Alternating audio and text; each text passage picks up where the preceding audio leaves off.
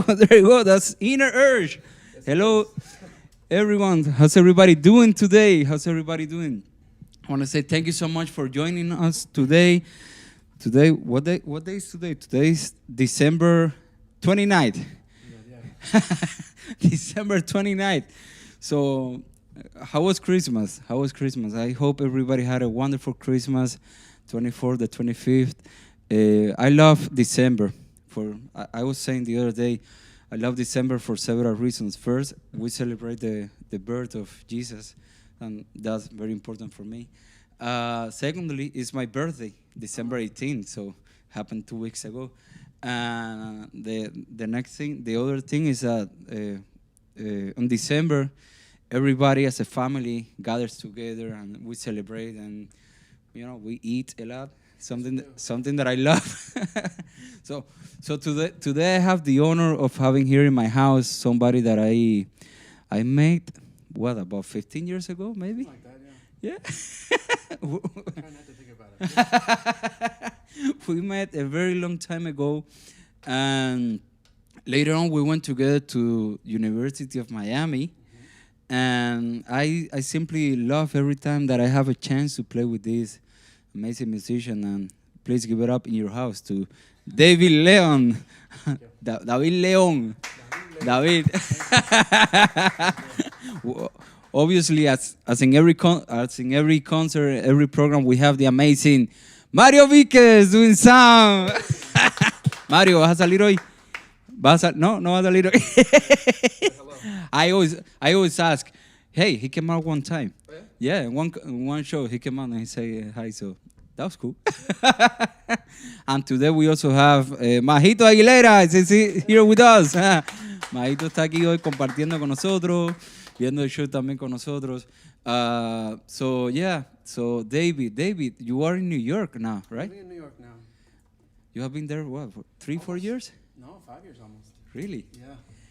And I remember the last time that we played together. You were about to leave to New York. Just about to leave. Yeah. 2017.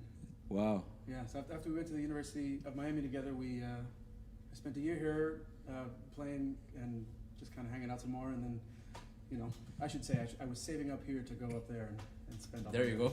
So, Spend all the money there. Yeah. No, I mean, New York is not that expensive, so. Good call. Yeah. You're right. No, I love New York, man. I love New York. Yeah. But I was remembering now, we actually met back at the Jamie Abersol camp. We met at the Jamie Abersol camp. I was still in high school here. I was going to New World School of the Arts. Big Miami, a lot of Miami pride there, but a lot of amazing people have gone there. And Jim Gazier, who's a piano player around town, was my teacher. I wanted to go to New World, and I couldn't because I had already done my high school year, so I couldn't do New World. More school, yeah. But I remember getting together with Jamie and Jim Gazier and talking about the program there, and I got to see the everything that they have there, which is amazing, really. Amazing. Amazing arts, program. A lot of students doing all kinds of stuff. Yeah, it reminded me a lot to my background, my education, which I went to a school of music in Cuba, so I got once again. Where was that? Ciudad de Ávila. Okay. In Ciudad de Ávila, in the center of the island. Yeah. So when I got into New World, I remember that it brought back memories of me in the practice rooms in Cuba, practicing and hearing somebody, like next door, somebody else playing Beethoven and Mozart. So it was a great memory. And I really wanted to go, but I was already in college, so I couldn't. Yeah. And then, do you go to Miami-Dade College after? No, right afterward I went to, New World is sort of on Miami-Dade's campus, so it's kind of affiliated, but no, I went straight to the University of Miami. To UM. So you do your bachelor's and? Just a bachelor's. Just a bachelor's, and then you went to New York. Maybe someday more, but. Yeah, sure. Yeah. That's great. So, David, he's a musician that I deeply admire because I have seen. How old are you now? You're 29, 29, man. He looks like 20. We were talking about this earlier. So I have seen him grow. I have seen his growth as a musician. To me, I'm 34 at the moment, but we have been playing together for quite different times in your. If we met when I was 16, so 13 years ago, that's a long time. That's a long time. There you go. So it has been right now. Your playing has gotten to a whole other level, and not only harmonically speaking, also rhythmically speaking. I have seen all the videos that you're doing on Instagram and stuff like that, playing with different Cuban musicians. Yeah. So I want to ask you about that, because that's something interesting about you, because you went to Cuba a little bit. But let's play one more tune, and then we talk a little bit about all your travels to Cuba and everything that you have been learning about the club and all this stuff. Perfect. So let me see, we got a list here. You want to do Round Midnight? Sure. Yeah. So we're gonna play a composition. This is entitled Round Midnight, and this is by the great Thelonious Monk.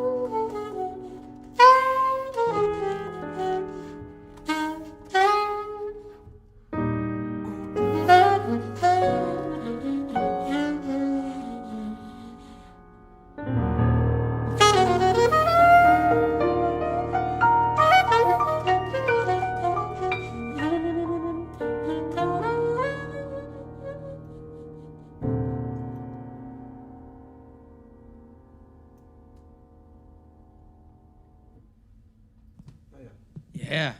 Nice. fun to get lost in these songs together. Yeah. So good. Yeah. This is one of these tunes that I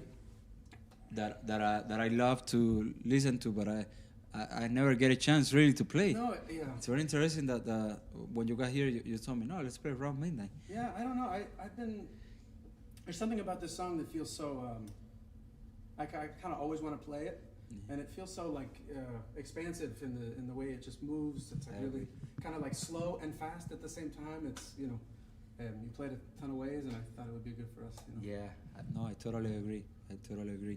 Yeah. Before playing this, we were talking a little bit about you're from Cuba. I mean, your family's from Cuba. My family's Cuban. You born here in Miami, right? Yes. So you're American, Cuban American. Exactly. First generation of Cuban American. I was. It has always, like, to me, it has been very interesting to see how you have been spending time going to Cuba and learning about your roots, your musical roots. Yeah. And I think that's something very interesting because many people don't take the time to do this and to go back to see, hey, where I'm really from, what is my culture, like the culture of my parents. And so I think it's pretty amazing to see how you, because I have seen some videos of you playing with the clave, with different percussionists, and man, you sound great when I listen to these videos.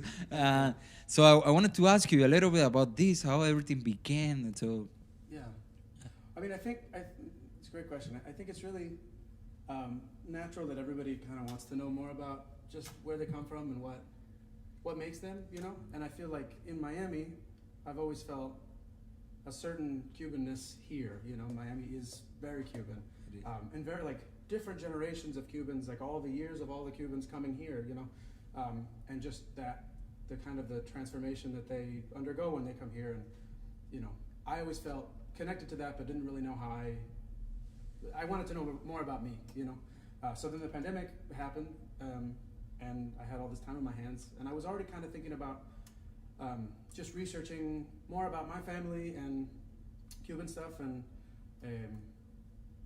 I mean, the first place I went to was the music. I think the music is so also intangible, it's so ingrained with just the culture and everybody, and I don't know, there's something, as I started to learn more about it and like trying to fit in, with the clave and like learn what the clave, I mean, what does it feel like when it's really, there was something that I always, and I should say I'm still, of course, learning all this, but I keep coming up against this thing. It's like I can't, unless I'm really understanding more about the culture, I can't just play the music. It doesn't really feel right. And I think you know a Cuban when you hear them. Like all these cultures have the way, people play their way. Yeah. And so I've just been more attracted to that these days. It's, wow, I'm really, I love your playing, and it's so you're filled with it. There's just like a joy and a spirit that's there, and like, tiene la clave interna. Even La clave interna, el corazón, la sangre. Even if you're not But playing, let me it's ask you, what type of music did your parents play in the house, like when you were growing up? Mainly Cuban music, or? No, so there was Cuban music happening at parties and stuff, where I think, and just in Miami you kind of hear it, but my parents at home were more playing, we grew up listening to 93.9 smooth jazz. I don't know if that station even exists here anymore, but it was like Sade and kind of easy listening stuff, and it's more that. Yeah, because every time I play with David, we have played together 3-4 times. Yeah. Your family always comes, and they stay there to listen to the jazz, and I think it's very interesting how your dad enjoys music. Yeah. It's something that the other night we played last Wednesday, and he was there. He was even listening to everybody and paying attention. It's amazing. They're not trained musicians. Really? And I was the first. Well, my uncle is a musician, and I was the second musician in the family. But just they came out so much, and I would talk to them about how to listen, like listen to the drummer now. Look, now they're gonna take different solos, or like they're communicating. The whole point is to do something together. They can hear it now. Wow. Yeah, you can kind of train them. It's cool. Who was the little kid that came to the little girl? Your niece. My niece Elena. Yeah. She She's a great piano player. There you go. That's gonna be the next Yeah. next concert. Yeah. Yeah, she was also paying attention to everything that was going on. She was I thought it was very interesting to see your dad and your niece there. It was very cool. So, but at one point you went to Cuba, right? And you spent some time in Cuba, right? Almost a year ago. Yeah. Really? I went to play the Jazz Plaza Festival last year. That's what it was. There you go. Yeah. And it was. I mean, I was there for 2 weeks. Wow. I got to see the house my dad was born in that he hasn't seen since he left. Wow. The movie theater my grandfather worked at. All these kind of important family places. Family places. And just do some family research, and then also meet amazing so many musicians. Yeah, that's great, man. No, you guys should go to his Instagram. What's your Instagram? David Leon? Yeah, David Leon's music. Music. David Leon's Yeah. music. Yeah. Check out everything that he's doing because he's doing amazing things. And there are a few videos that he's in a studio playing with the like 2 or 3 percussionists. I should say that the main way that I've been learning about this music is my main mentor is Piri Lopez. He's a Rumero family from Los Chinitos de la Corea, Yeah. and so just going to Mexico to play with him, and we're starting a band now, and Nice. that's what that project is. It's like rumba sax. Yeah. Sax. No, it sounds amazing. It sounds unbelievable, and the way how he's playing with the clave and everything is really cool.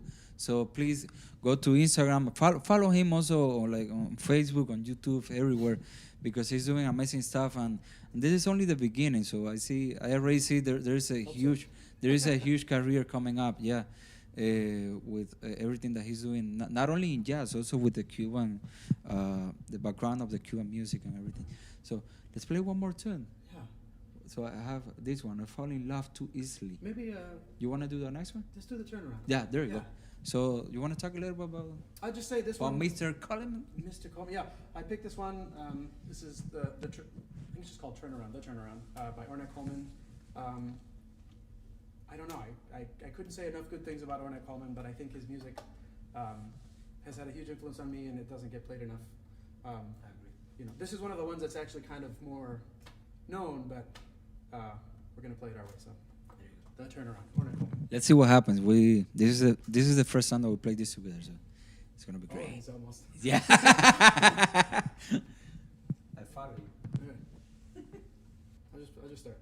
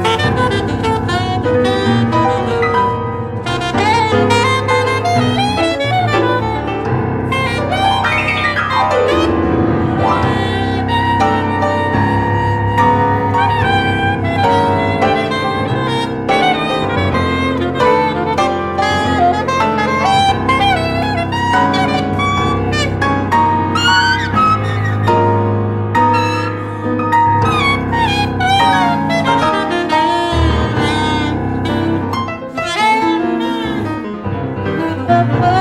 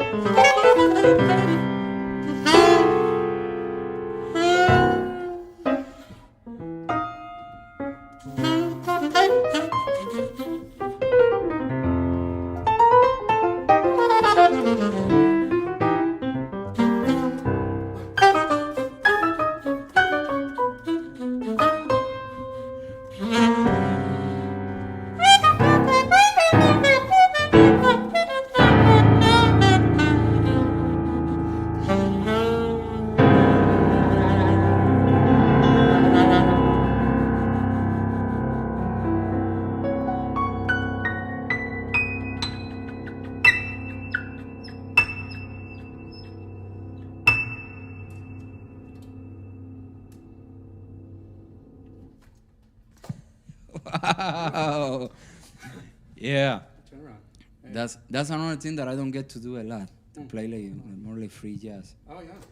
That's something that I love to do. It's over there. Yeah. I love it. So, what's the name of that Ornette Coleman album that is? The Turnaround? It's one of his early ones. I'm actually not sure. Yeah, Yeah. I forget the name. I don't remember. Yeah. Yeah. He's got so many albums, though. I mean, can't go wrong. Amazing. Especially, I mean, I was going to say, this is one of his earlier tunes, and his later stuff I love too. The later stuff never gets a shout, so I'm going to say, There if you you, go. if you can find his later albums, check that out too. Check that out. I agree. Yeah, yeah. So, David, tell me a little bit about your major influences when it comes to jazz. You know, Yeah. who are some of the people that you listen to like on a daily basis? Because I know people sometimes they ask me like, hey, what do you listen to, Kemuel? So, Right. you know, I'm a big Keith Jarrett fan. You know, Yeah. Bill Evans. So, I mean, in terms of saxophone players, I'd say a lot of people that were really influential for me early on. I mean, the obvious ones, Charlie Parker, John Coltrane, Hank Mobley, Wayne Shorter, you know. But some personal favorites that don't get talked about as much, I think Johnny Hodges was a huge influence for me. He was the saxophone player with the Duke Ellington Orchestra for years. And just, something that I'm working on now is also trying to find a way through like microtonal language, finding the note between the notes. And I think like people wouldn't say this about Johnny Hodges, but he was one of the first microtonal players. You know, really like thinking about, well, you know, he's like scooping into notes in all these beautiful ways and playing with tension and release with pitch, right? Like he's not quite at, and then he gets there and it's this big resolution, and I don't know. He was just so soulful and melodic, like really channeling the voice and vibrato, and also just thinking about he's playing over a whole big band. He's like, you know, projecting, but he doesn't ever sound like he's playing loud, but he's playing big enough to play over the band, you know, just kind of having that presence is something that I really would like to have.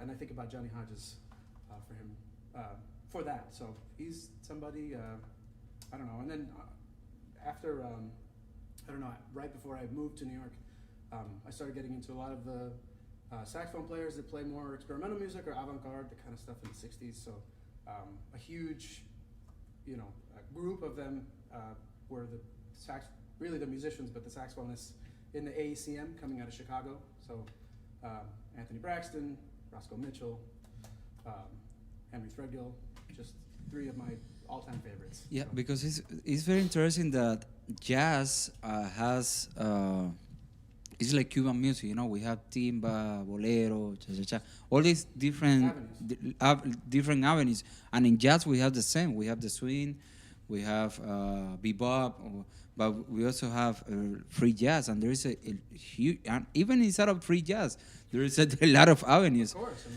I mean. And to me, this is something that me personally, I began getting to this maybe about 2 years ago.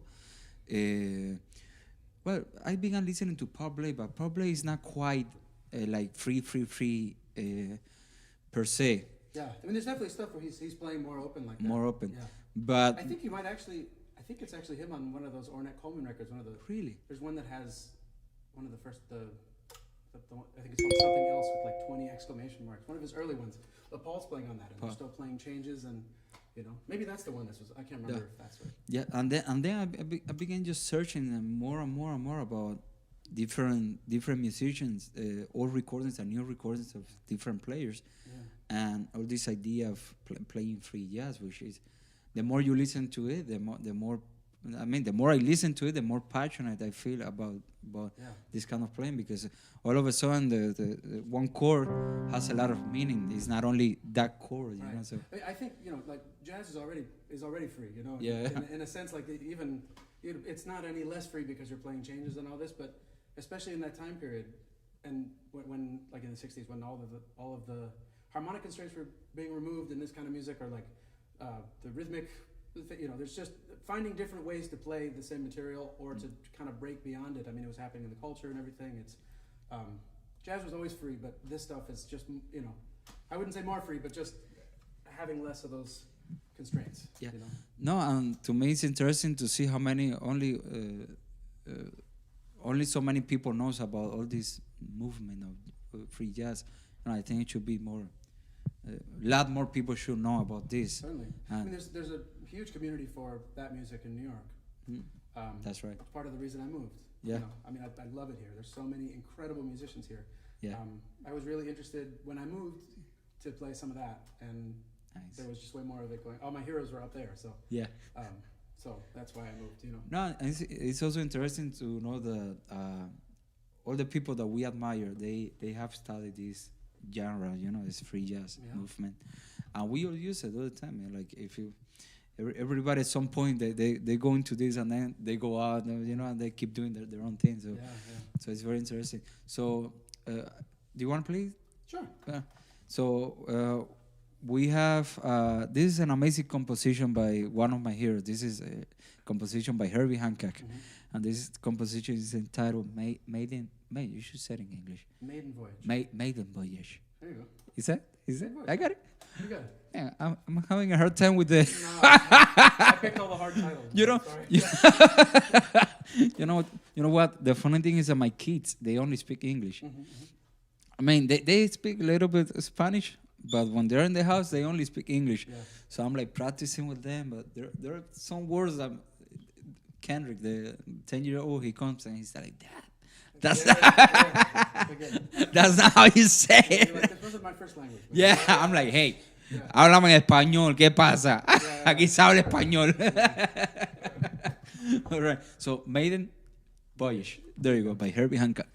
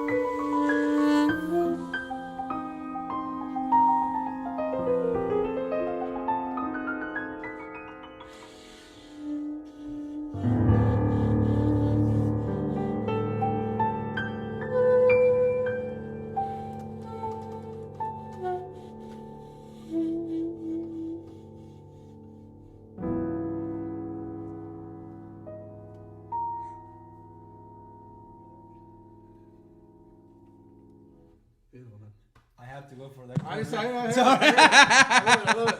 I had to go for that chord at the end. Awesome. How much time we have, Mario? 10 more songs? No, 55 minutes, he said. 10 more songs? Can we do 10 songs? Oh, that's right. Oh, I'm sorry. I need to take a minute. There you go. So, I gotta please give it up for. I gotta say thank you to the amazing sponsors who are the companies that makes this project a reality, and I'm talking about Bliss Creative. Bliss Creative, this is an amazing company. They do photographs, they do pictures, they do banners, they do logos, and they do websites. And this is a great company for you. If you need a company for your company to make pictures and banners and stuff like that, please contact Bliss Creative. You can go to their website and get in contact with them. And also Pianodemia, la Academia Virtual de Piano. And this is a school which is in Spanish, but we're also going to have a masterclass in January, which is going to be in English. Man, it's very difficult for me to talk about this after playing such a deep composition. Yeah, but yeah, Pianodemia, we have a great program there which is entitled Desarrolla tu Técnica, where the students get every week different exercises and different classes to develop their technique in the piano. So this is a very interesting program, so please check it out, Bliss Creative and Pianodemia. These two companies, thank you so much. Should we continue? Vamos a saludar a todo lo que está conectado. Gracias. Thank you so much. Thank you so much. No, hoy ha sido muy tremendo porque Espérate, wait. Mario is talking for the first time. Mario, get the mic. No, get the mic, man. Come on. Mario, get the microphone. Come on. 1 minute. Can I get this over there? No, you can hear it here. No, se oye. Que hoy ha sido muy... Ha sido una conversación muy bonita entre el piano y el saxofón y pues saludando a todos los que nos están viendo en vivo en este momento. ¿De dónde nos ven, Mario? ¿De dónde nos ven? Yo creo que están ahí conectados de todos lados del mundo. Vamos a ver cómo nos va esto. Man, last show we had people from Spain, people from France, we have people from Honduras. What other country was? Panama. There is a radio host. He's always connecting every Thursday with us. So thank you so much to everybody that I don't have the computer today, so I'm not able to see who's online at the moment. But thank you so much for watching this program every Thursday. Which this is happening every Thursday from 11 to 12. So we began doing this. Actually, this is program number 8. So we began doing it 2 months ago, and it's getting better and better and better. And man, I think I didn't check my calendar, but I think next Thursday we're gonna have Manuel from UM also. I need to get my phone. Hold on. I need to say this right. Yes. Who's gonna be here next Thursday? Because his last name is Manuel Echazabal. Remember him? Yeah. Manny, yeah. Echazabal. He's also an amazing saxophone player. We went together. You were there. I think I don't know if I went to school with him, but I mean you know him. Spent a lot of time together here, and one of Miami's dearest saxophone players. Everywhere. Yeah, he's playing everywhere. Yeah. So we're gonna have a lot of fun next Thursday. I'm gonna have a lot of fun next Thursday. Let me see if I. Me too. I'll tune in. Yeah, you tune in. And Mario is going to tune in also. And Majito also. We have Majito in the house, ladies and gentlemen. Majito is in the house. Majito tenía que traer una clave o algo, hombre. Tremenda presentación hicieron el jueves pasado. El jueves pasado hicimos una presentación buenísima con a trío. Fue Majito en las percusiones, Manuel Ursa en el bajo. That was amazing. If you have not seen that show, check it out. It's featuring Manuel Orsa. That's the show number 7, featuring Manuel Orsa and Majito Aguilera's. And it was all like Cuban music. It was great. Majito se está poniendo ya la fecha.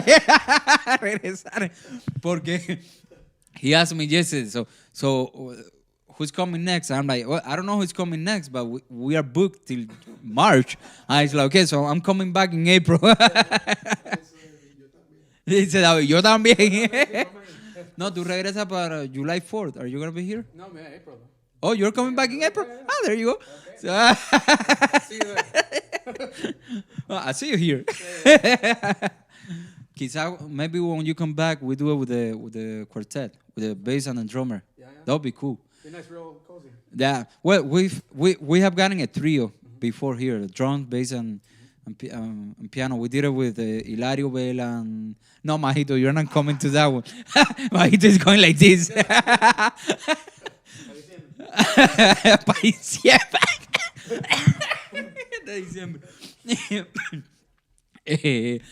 We did Hilario, Jamie Osley, and piano. We also did Hilario, Agustin Conti, and piano.